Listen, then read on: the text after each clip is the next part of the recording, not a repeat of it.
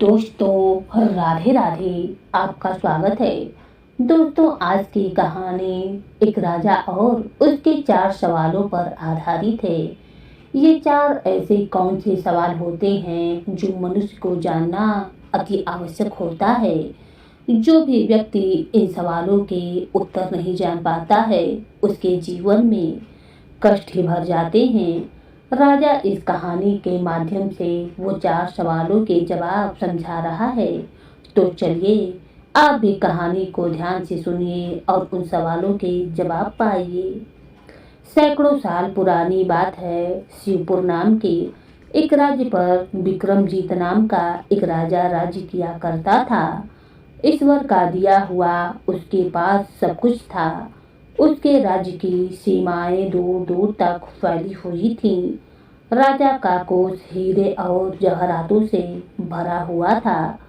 प्रजा में चारों तरफ खुशहाली थी। यूं समझ लीजिए कि इज्जत, धन और ख्याति हर चीज उसके पास थी। राजा विक्रमजीत की एक संतान थी, राजकुमार पृथ्वी। राजकुमार पृथ्वी अपने पिता का बहुत ही दुलारा था। उसके साथ ही वह बहुत ही न्यायप्रिय और समझदार भी था। उसके राज्य में जब भी कोई मुसीबत आती तो राजकुमार पृथ्वी ही अपनी अकल और समझदारी से उस मुसीबत का सामना करता था। वह हर उलझती हुई गुत्थी को सुलझा लिया करता था। राजा को अपने बेटे पर बहुत गर्व था। राजा की प्रजा भी राजकुमार से बहुत ही प्यार करती थी। सभी लोग उसे अक्लमंद राजकुमार के नाम से जानते थे। शिवपुर राज्य के पास ही एक दूसरा पड़ोसी राज्य भी था। वहाँ का राजा बहुत ही अत्याचारी, घमंडी और स्वार्थी था और वह अपनी आदतों की वजह से बहुत ही बदनाम था। वह हमेशा अपने पड़ोसी राज्य की तरक्की को देखकर मन ही मन जलता था और हर समय बस यही बात सोचता था कि किस तरह से वह शिवपुर के राजा विक्रमजीत को हरा सके। एक बार उसने अपने एक दूत के हाथ राजा विक्रमजीत के पास 4 सवाल लिखकर भेज दिया।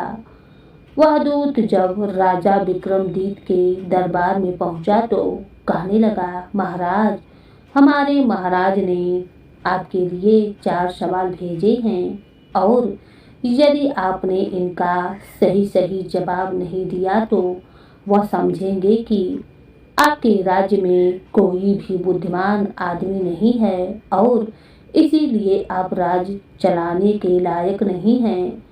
तो फिर आपको हमारे राजा के अधीन काम करना होगा। हमारे महाराज के 4 सवाल कुछ इस तरह से हैं। पहला सवाल है, मूर्ख राजा कौन होता है। दूसरा सवाल है, मूर्ख राजा के चापलूस दरबारी कौन है। तीसरा सवाल है, अच्छाई में क्या बुराई है। और आखिरी सवाल है, बुराई में क्या अच्छाई होती है। राजा विक्रमजीत सोचने लगा कि यह तो बहुत ही अजीब सवाल है। उसकी समझ में कुछ भी नहीं आ रहा था, लेकिन अब यह उसके राज्य की इज्जत का मामला बन चुका था। वह किसी न किसी तरह से इन सवालों के जवाब हासिल करना चाहता था। वह सोचने लगा कि राजा तो मूर्ख हो सकता है, लेकिन यह जरूरी नहीं कि उसके दरबारी भी बेवकूफ और चापलूस हों। इसके अलावा अच्छाई में क्या बुराई हो सकती है और बुराई में भला क्या अच्छाई हो सकती है। बुराई तो हमेशा बुराई ही होती है और अच्छाई हमेशा अच्छाई ही होती है। दूत यह संदेश देकर वापस लौट गया। अब राजा विक्रमजीत कई दिनों तक इन सवालों के जवाब ढूंढता रहा, लेकिन जब कई दिनों तक उसकी समझ में कुछ भी नहीं आया तो उसने अपने बेटे राजकुमार पृथ्वी को बुलाकर कहा, बेटा, तुमने तो सुना ही होगा कि हमारे पड़ोसी राजा ने हमारे लिए 4 सवाल भेजे हैं। यह सवाल हमारे राज्य और हमारी बुद्धि को लेकर एक बहुत बड़ी चुनौती है। इसके अलावा यह हमारी और तुम्हारी इज्जत का भी सवाल है। अगर इन सवालों के जवाब तलाश नहीं किए गए तो हम किसी को मुंह दिखाने के लायक नहीं रहेंगे। इसीलिए जैसा भी संभव हो तुम्हें इन सवालों के जवाब तलाश करने चाहिए। राजकुमार पृथ्वी ने कुछ देर तक सोचा और फिर कहने लगा, पिताजी आप बिल्कुल भी चिंता न करें। आपकी इज्जत मेरी इज्जत है। मुझे पूरा भरोसा है कि मैं इन सवालों के जवाब अवश्य ही तलाश कर लूंगा। आप पड़ोसी देश के राजा से इन सवालों के जवाब के लिए 1 साल की मोहलत मांग लीजिए। राजा विक्रमजीत ने पड़ोसी देश के राजा से सवालों के जवाब ढूंढने के लिए 1 साल की मोहलत ले ली। पड़ोसी राजा ने सोचा कि शिवपुर में कोई भी आदमी नहीं होगा जो 1 साल के अंदर ही इन सवालों के सही जवाब दे सकेगा। इसीलिए उसने 1 साल की मोहलत दे दी। धीरे धीरे दिन गुजरने लगे और 2 महीने बीत गए। राजा और राजकुमार पृथ्वी दोनों ही उन सवालों को भूल चुके थे। एक दिन अचानक राजा विक्रमजीत को उन सवालों का ख्याल आया। उसने राजकुमार पृथ्वी को अपने पास बुलाकर पूछा, क्यों बेटा, उन सवालों का अभी तक तुमने कोई हल नहीं ढूंढा? अब तो इस बात को 2 महीने बीत चुके हैं। राजकुमार पृथ्वी ने जवाब दिया, पिताजी मैं राजकाज के कामों में इतना उलझा हुआ था कि मुझे एक पल के लिए भी फुर्सत नहीं मिली। आप मुझे कुछ दिनों के लिए राज्य से बाहर जाने की अनुमति दे दीजिए ताकि मैं घूम फिर कर इन सवालों के जवाब ढूंढ सकूं। राजा ने अपने दिल पर पत्थर रखकर राजकुमार पृथ्वी को राज्य से बाहर जाने की अनुमति दे दी। राजकुमार पृथ्वी उसी दिन अपना भेष बदलकर पड़ोसी राज्य की तरफ चल दिया जिसके राजा ने यह सवाल लिख कर भेजे थे। कई दिन और कई रातों का सफर तय करने के बाद जब राजकुमार पृथ्वी उस राज्य में पहुंचा तो शाम हो चुकी थी। राजकुमार ने सोचा, इस राज्य के लोग मालूम नहीं कैसे होंगे, इसीलिए एक अजनबी का रात के समय नगर में जाना ठीक नहीं होगा। यही सोचकर राजकुमार ने नगर से बाहर ही रात गुजारने का फैसला किया और फिर रात गुजारने के लिए वह इधर उधर जगह तलाशने लगा। नजदीक ही एक छोटा सा मकान दिखाई दिया जिसमें से धीमी धीमी रोशनी आ रही थी और राजकुमार ने सोचा कि आज की रात इसी घर में गुजारनी चाहिए। राजकुमार ने उस मकान के नजदीक पहुंचकर दरवाजा खटखटाया। कुछ ही देर के बाद एक औरत ने दरवाजा खोला और बोली, आप कौन हैं और मुझसे क्या चाहते हैं? राजकुमार ने बड़ी ही विनम्रता से कहा, मैं एक परदेसी व्यापारी हूँ, घूमता फिरता आज इधर को आ निकला हूँ। मैं आपके घर में सिर्फ एक रात गुजारना चाहता हूँ। क्या आप मुझे इसके लिए अनुमति देंगी? वह औरत एक पल के लिए सोच में पड़ गई। राजकुमार उसके संकोच को समझकर बोला, मैं आपको पूरा विश्वास दिलाता हूँ कि मैं बुरा आदमी नहीं हूँ। मैं आपको किसी भी तरह का कोई नुकसान नहीं पहुँचाऊंगा। वह औरत बहुत ही खूबसूरत और नौजवान थी। वह राजकुमार को घर के अंदर ले गई, उसे खाना खिलाया और दूसरे कमरे में उसके लिए बिस्तर लगा दिया। राजकुमार सारी रात बड़े ही आराम से सोता रहा। सुबह उठकर राजकुमार जाने लगा। तब उसने औरत से कहा, आपने जो मेरी इतनी आवभगत की है उसके लिए मैं आपका धन्यवाद करता हूँ, लेकिन आपने यह तो बताया ही नहीं कि आप कौन हैं और क्या करती हैं। वह औरत कहने लगी, अजनबी नौजवान, या तो तुमने देख ही लिया होगा कि मैं इस घर में अकेली ही रहती हूँ। इस भरी दुनिया में मेरा कोई अपना नहीं है। मैं यहाँ के राजा के महल में एक मामूली दासी का काम करती हूँ। सुबह से शाम तक मेहनत करके जो भी कुछ मिल जाता है उसी में अपना पेट पाल लेती हूँ। उस औरत की कहानी सुनकर राजकुमार को उस औरत पर दया आ गई। उसने औरत को कुछ सोने की मोहरें देनी चाहिए, लेकिन वह औरत कहने लगी, मैंने आपको एक मेहमान समझकर अपने यहाँ पर ठहराया है और मैं समझती हूँ कि मेहमान से किसी भी तरह की कीमत वसूल करना ठीक नहीं है। राजकुमार ने उस दासी का धन्यवाद किया और अगले ही दिन आगे की तरफ चल दिया। राजकुमार अभी कुछ ही दूर चला था कि उसे रास्ते में एक बुढ़ा आदमी दिखाई दिया। उसके बाल बिल्कुल सफेद हो चुके थे। बुढ़ापे और कमजोरी के कारण वह ठीक से चल भी नहीं पा रहा था। वह सर झुकाए लोगों से भीख मांग रहा था, लेकिन लोग उसे देखकर दुत्कारते हुए आगे निकल रहे थे। बुढ़े की हालत बहुत खराब थी। राजकुमार ने बुढ़े के पास जाकर पूछा, बाबा, आप इस तरह से भीख क्यों मांग रहे हैं? क्या आपकी देखभाल करने वाला और आपको खिलाने वाला कोई नहीं है? राजकुमार के मुंह से ऐसे वचन सुनकर बुढ़े की आंखों में आंसू आने लगे। वह कहने लगा, नहीं, मेरा इस दुनिया में कोई नहीं है। मेरी कहानी बहुत ही दर्दनाक है। आप भी सुनेंगे तो आप भी दुखी हो जाएंगे। तब राजकुमार ने पूछा, बाबा, आपको क्या दुख है? आपकी ऐसे हालात किसने कर दी? तब वह बुढ़ा रोते हुए कहने लगा, बेटा, मैं 50 साल तक इस राज्य के राजा के महल में चौकीदारी का काम करता था। जब तक मुझ में ताकत और हिम्मत थी, राजा मुझसे अपनी मर्जी के मुताबिक काम करा लेता था। मैं भी अपनी जिंदगी के सबसे अच्छे दिनों में दिन रात बिना सोचे समझे उसकी सेवा करता रहा। राजा का इशारा पाते ही मैंने उसका मुश्किल से मुश्किल काम भी कर डाला।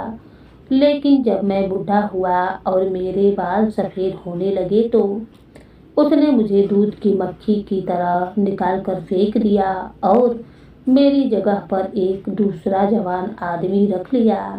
ऐसा करते वक्त उसने एक बार भी नहीं सोचा कि जिस आदमी ने उसकी 50 साल तक सेवा की है वह बुढ़ापे में कहाँ जाएगा। मैं मजबूर था, मैं क्या कर सकता था, और वह एक राजा था, जबकि मैं रास्ते का भिखारी। मैं अब कोई काम नहीं कर सकता हूँ। अब तो सिर्फ भीख मांगकर ही अपना गुजारा करता हूँ। इसके अलावा मेरे पास कोई रास्ता नहीं है। राजकुमार को उस बुढ़े पर बहुत ही तरस आया।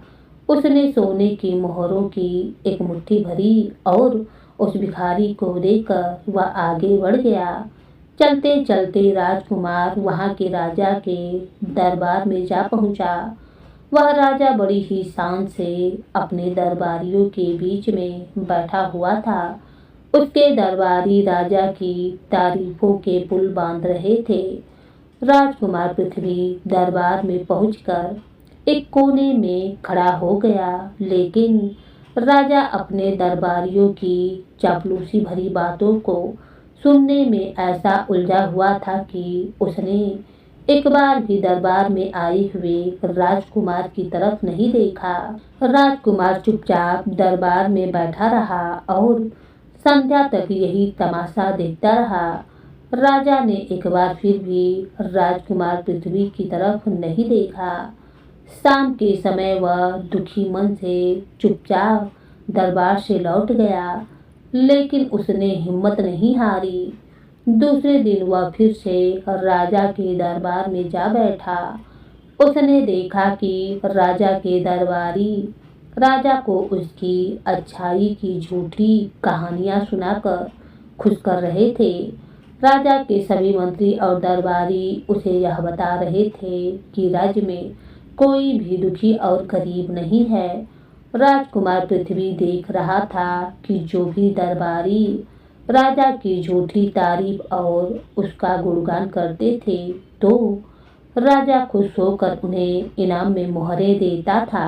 राजकुमार ने भी इसी उपाय से काम लेना ठीक समझा। उसने राजा की तारीफ में एक बहुत ही सुंदर सी कविता लिखी और मौका पाकर कहने लगा, महाराज की जय हो।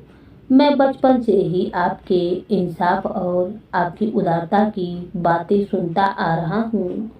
मैं आपके राज्य में जहाँ भी गया लोगों से यही सुना कि आप सभी लोगों के दुख सुख में काम आने वाले और दीन दुखियों की सहायता करने वाले हैं। आपसे अच्छा राजा इस दुनिया में कोई नहीं है, इसीलिए मेरे दिल में आपको देखने की इच्छा पैदा हुई और ईश्वर की दया से मेरी यह इच्छा पूरी भी हो गई।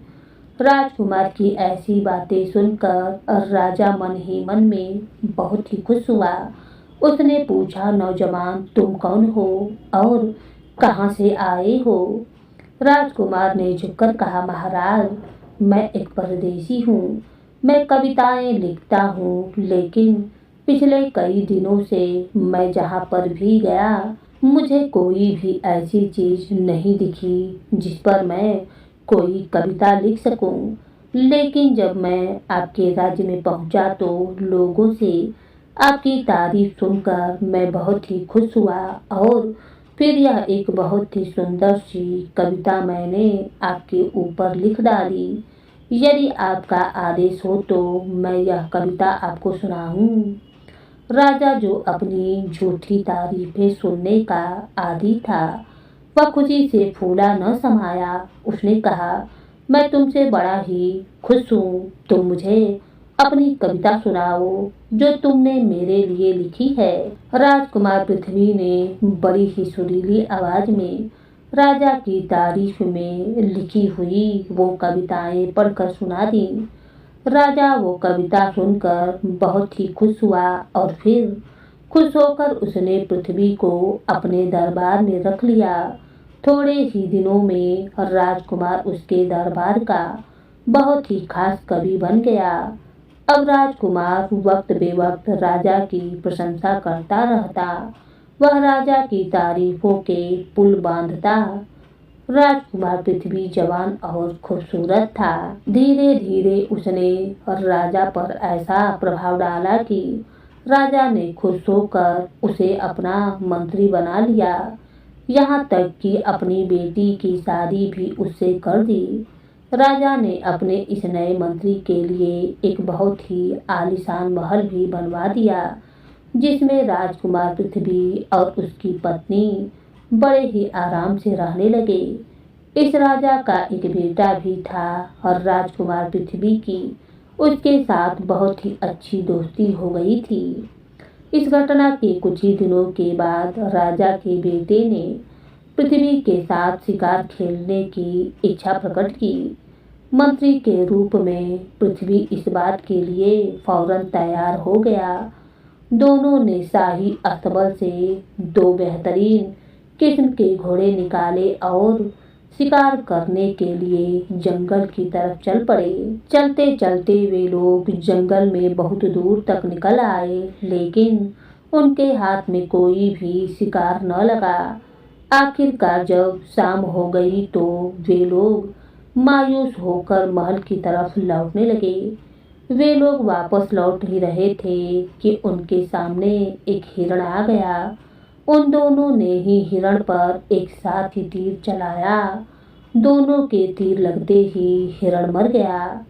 हिरण तो मर गया, लेकिन उसके लिए मरे हुए हिरण को महल में ले जाना बहुत ही मुश्किल था, क्योंकि हिरण बहुत ही बड़ा था और घोड़े पर आसानी से लादा नहीं जा सकता था।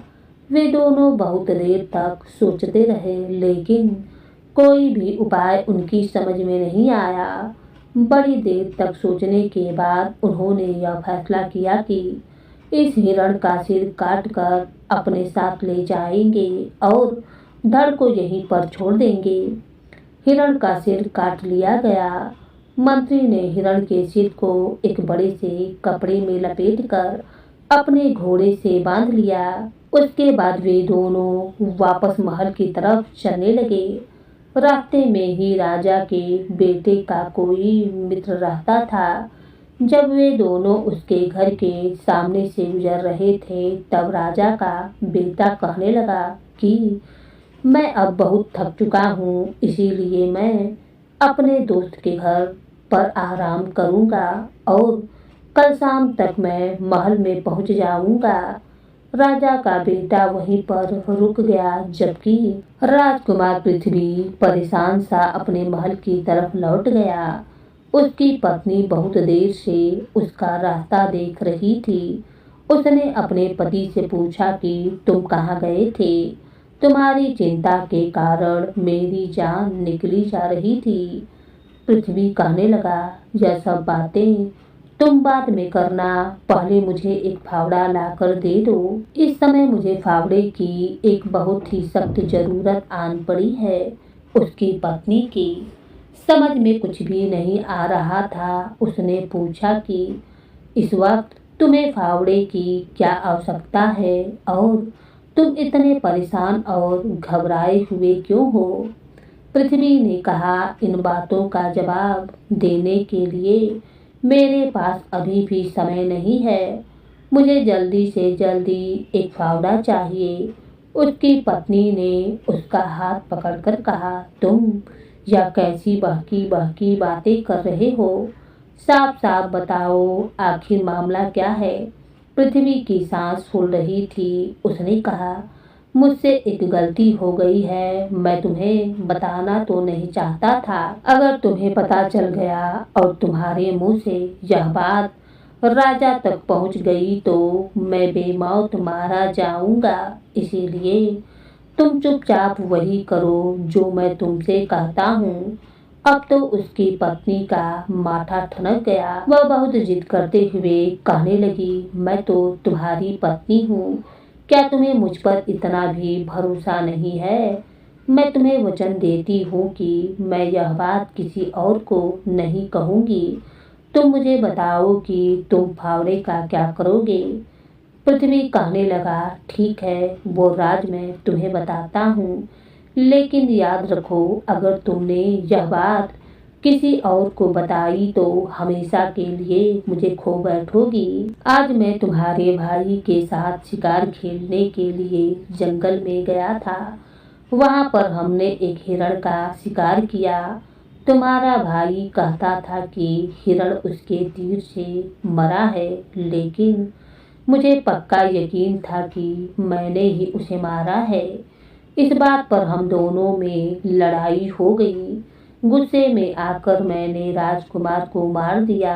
मैं उसके धड़ को तो जंगल में ही छोड़ आया, लेकिन उसके सिर को काटकर मैं अपने साथ ले आया हूँ। इस सिर को यहीं कहीं दबाना चाहता हूँ। सिर्फ धड़ को देखकर कोई भी नहीं पहचान सकेगा कि यह मरा हुआ आदमी कौन था। इस तरह से किसी को भी मालूम नहीं पड़ेगा कि राजकुमार कहाँ गया। यह सुनते ही राजकुमारी जोर जोर से रोने लगी। पृथ्वी ने उसे समझाया, लेकिन उसने पृथ्वी की कोई बात नहीं सुनी। आखिरकार पृथ्वी खुद ही कहीं से फावड़ा लेकर आया और महल के बगीचे में उसने एक गड्ढा खोदा और अपनी पत्नी के सामने ही उसने कपड़े में लिपटा हुआ वह सिर उस गड्ढे में दबा दिया। राजकुमारी रात भर अपने भाई की यादों में रोती रही और उसने अपने पति से कोई भी बात नहीं की। अगली सुबह राजकुमारी उठकर रोती चिल्लाती हुई राजा के महल में पहुंच गई और रो रो कर अपनी माँ को सारी कहानी सुना दी। माँ अपने बेटे से बहुत ही प्यार करती थी। उसने जब यह सुना तो बेहोश होकर गिर पड़ी। उसी समय पूरे महल में तहलका मच गया। राजा दौड़ा दौड़ा आया। जब उसने अपने बेटे की हत्या की खबर सुनी तो उसके गुस्से की कोई सीमा न रही। उसने फौरन अपने सिपाहियों को आदेश दिया कि वह मंत्री को गिरफ्तार करके फौरन उसके सामने हाजिर करे। थोड़ी ही देर में राजा के सिपाही पृथ्वी को बांधकर राजा के दरबार में ले आए। जो भी लोग दरबार में राजकुमार पृथ्वी से जलते थे वह उस समय बहुत ही खुश हो रहे थे। राजा ने अपने नौजवान मंत्री को देखते ही जोर से जमीन पर पांव पटका और कहने लगा, तुमने मेरे बेटे को मारने की हिम्मत कैसे की? तुम भूल गए कि मैंने तुम पर कितने उपकार किए हैं। मैं समझ गया कि तुम उसे मारकर उसकी जगह पर खुद इस राज्य के राजा बनना चाहते थे, लेकिन मैं ऐसा होने नहीं दूंगा। राजकुमार पृथ्वी ने कुछ कहना चाहा, लेकिन राजा ने उसे रोकते हुए कहा, नहीं, मैं तुम्हारे मुंह से कुछ भी नहीं सुनना चाहता हूँ। जिस तरह से तुमने मेरे बेटे का सिर काटा है, उसी तरीके से तुम्हारा सिर भी धड़ से अलग किया जाएगा और मैं तुम्हारे कटे हुए सिर को अपने महल के दरवाजे पर लटकाऊंगा, ताकि राज्य के सभी लोग देख सके कि राज परिवार के किसी भी आदमी को हाथ लगाने का क्या नतीजा निकलता है। यह कहकर राजा ने अपने सिपाहियों को आदेश दिया कि वह इस मंत्री को ले जाएं और उसका सिर काट कर ले आएं।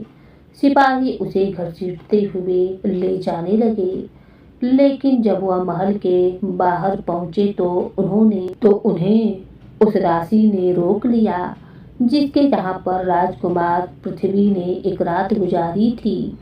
उस दासी ने नौजवान मंत्री से कहा, आपको अपनी सफाई पेश करने का कोई मौका नहीं दिया गया। यह तो बहुत ही अत्याचार है और सरासर नाइंसाफी है।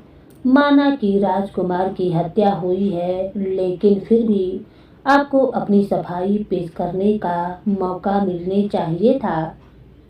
इसके बाद वह दासी सिपाहियों से प्रार्थना करने लगी कि वह मंत्री जी को राजा के दरबार में वापस ले चलें, लेकिन सिपाही कहने लगे, अरे तुम तो राजा के गुस्से को जानती हो ना, अगर हम उसे वापस ले गए तो राजा हम सभी को मृत्युदंड दे देगा। दासी कहने लगी, तुम बिल्कुल भी डरो मत, मैं तुम लोगों पर आँच भी आने नहीं दूंगी। मैं इन्हें दरबार में ले जाने की सारी जिम्मेदारी अपने ऊपर ले लूंगी और फिर राजा जो चाहे मुझे सजा दे दे, लेकिन मैं ऐसी नाइंसाफी होते हुए भी नहीं देख सकती हूँ। दासी के कुछ कहने पर सिपाही फिर से मंत्री को लेकर दरबार में आ पहुँचे। उसे देखते ही राजा अपनी गद्दी से उठ खड़ा हुआ। गुस्से में कांपते हुए वह कुछ कहता, उससे पहले ही दासी फौरन उसके आगे आ गई और कहने लगी, हुजूर, इसमें इन सैनिकों का कोई दोष नहीं है। मेरे कहने पर ही यह मंत्री को वापस लेकर आए हैं। मुझे पता है कि आपने मंत्री को मौत की सजा सुना दी है, लेकिन अपने मंत्री का बयान सुने बगैर आपने कोई मौत की सजा कैसे सुना दी? यह सच है कि मुजरिम को उसके किए की सजा जरूर मिलनी चाहिए, लेकिन बिना जांच पड़ताल किए सजा देने से नाइंसाफी भी तो हो सकती है। राजा ने कहा, मैं भला इसे सफाई का क्या मौका दूं? इसने मेरे बेटे की हत्या की है, इसीलिए मैं भी इसे वही सजा दूंगा जो इसने मेरे बेटे के साथ किया है। दासी कहने लगी, हुजूर, मुझे क्षमा कीजिए, लेकिन मैं इतना जरूर कहूंगी कि सच्चा न्याय तो तभी होगा जब आप इस सारे मामले की जांच पड़ताल स्वयं करेंगे। अगर इस मंत्री ने राजकुमार की हत्या की भी है, तब भी आपको यह देखना होगा कि उनकी हत्या आखिर क्यों हुई। आपने मंत्री जी को इतनी बड़ी सजा दे दी, लेकिन इन्हें अपनी सफाई पेश करने का एक भी मौका नहीं दिया। उस दासी की बातें सुनकर राजा को सचमुच अपनी गलती का एहसास होने लगा। उसने फौरन सिपाहियों को आदेश दिया कि वह इस मंत्री के घर पर जाएं और उसके बेटे का सिर निकाल कर लेकर आए। कुछ ही देर में सिपाही कपड़े में लिपटा हुआ एक सर दरबार में ले आए। राजा ने उस कपड़े को खोलने का आदेश दिया। वह कपड़े की गठरी खोली गई, लेकिन यह क्या, यह तो एक हिरण का सिर था। सारे दरबारी उसी की तरफ देखते रह गए। किसी के मुंह से एक भी शब्द नहीं निकला। दासी कहने लगी, देखो हुजूर, अगर आप यह सर नहीं देखते तो आज आपके दरबार में कितना बड़ा अन्याय हो जाता। आप अनजाने में अपने दामाद से हाथ धो बैठते। इतनी देर में राजा का बेटा भी अपने मित्र के साथ अपने मित्र के घर से वापस लौटकर महल में आ पहुंचा। सब लोग राजकुमार को देखकर हैरान हो गए। तब राजा ने अपने मंत्री यानी पृथ्वी से पूछा, यह सब क्या है? इस तरह की झूठी अफवाह फैलाने से तुम्हें क्या मिला? तब पृथ्वी ने जवाब दिया, महाराज, आपको याद होगा लगभग 1 साल पहले आपने अपने पड़ोसी देश के राजा विक्रमजीत से कुछ सवालों के जवाब मांगे थे। उन्होंने आपसे सवालों का जवाब देने के लिए 1 साल का समय मांगा था। मैं आज आपको उन सवालों के जवाब देना चाहता हूँ। मैं पड़ोसी राज्य के राजा विक्रमजीत का बेटा पृथ्वी हूँ। आपको अपने सवाल तो याद ही होंगे। आपने पूछा था, सबसे बड़ा मूर्ख राजा कौन है? मूर्ख राजा के चापलूस दरबारी कौन है? और बुराई में क्या अच्छाई है और अच्छाई में क्या बुराई है? आप इन सवालों के जवाब सुनिए। आपने यह सुनते ही कि मैंने आपके बेटे को मार डाला है, मुझे मौत की सजा दे दी। एक बार भी आपने इस पूरे मामले की जांच पड़ताल करने की कोशिश नहीं की। आपने एक बार भी मुझसे नहीं पूछा कि मैंने यह हत्या की भी है या नहीं। इससे यही पता चलता है कि आपके राज्य में इंसाफ नहीं है, इसीलिए आपको एक मूर्ख राजा कहा जा सकता है। इसके अलावा जब आपने मेरा सिर काटने का आदेश दिया तो आपके किसी भी दरबारी ने इस पर कोई ऐतराज नहीं किया। वह अपने सामने ऐसा अन्याय होता हुआ देखते रहे। यही नहीं, वे सब मुझसे जलते और ईर्ष्या करते थे, इसीलिए दिल ही दिल में वे लोग खुश हो रहे थे। आपके इस फैसले पर ऐतराज न करके वह आपको नाइंसाफी की तरफ ले जा रहे थे। इसीलिए वे सभी मूर्ख राजा के चापलूस दरबारी हैं। कल रात जब मैं हिरण के सिर को जमीन में गाड़ रहा था, तब आपकी बेटी ने मुझे सारी बात बताने के लिए मजबूर किया। मैं उसे कुछ भी नहीं बताना चाहता था, लेकिन उसने वचन दिया कि वह किसी से भी इस बात का जिक्र नहीं करेगी और मुझसे सारा राज्य उगलवाने तक वह वचन पर भी कायम रहेगी। सुबह होते ही उसने आप तक यह बात पहुंचा दी। उसने यह एक बार भी नहीं सोचा कि इस सारी बात का उसके पति पर क्या असर पड़ेगा। दूसरी तरफ आपकी वह मामूली सी दासी, जिससे यह नाइंसाफी नहीं देखी गई और अपनी जान को खतरे में डालकर उसने आपके इस फैसले पर ऐतराज किया। इस तरह से उसने मुझे मरने से बचा लिया।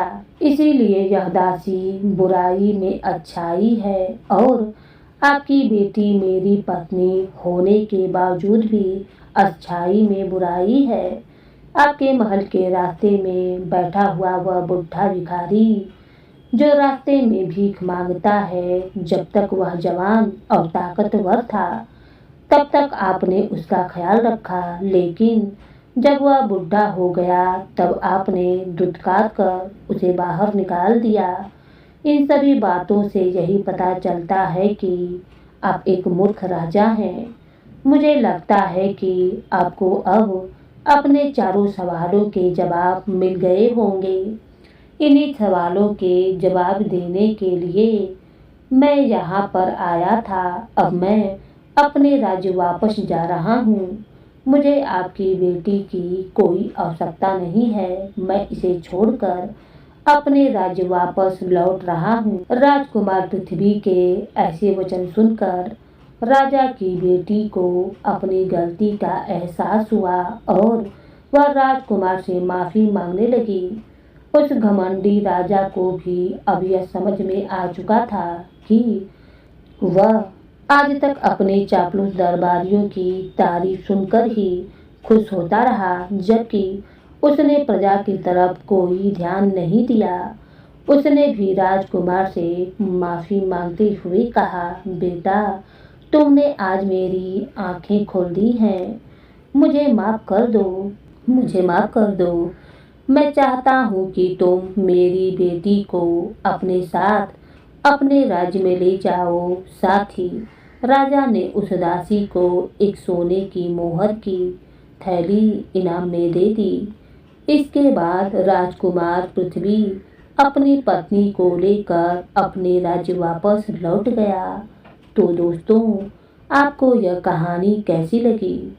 कमेंट बॉक्स में ज़रूर बताइएगा। अगर अच्छी लगी हो तो वीडियो को लाइक करके चैनल को सब्सक्राइब करना ज़रूर। धन्यवाद।